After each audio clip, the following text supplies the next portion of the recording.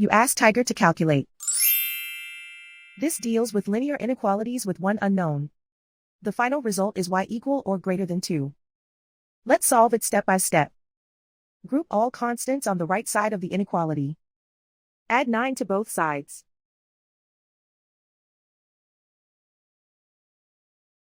Group like terms.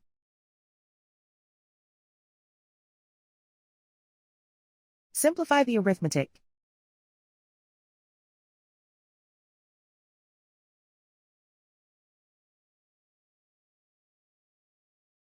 Isolate the y.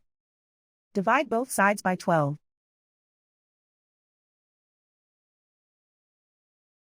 Simplify the fraction.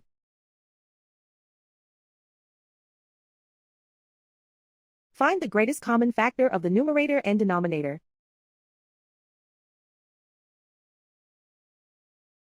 Factor out and cancel the greatest common factor.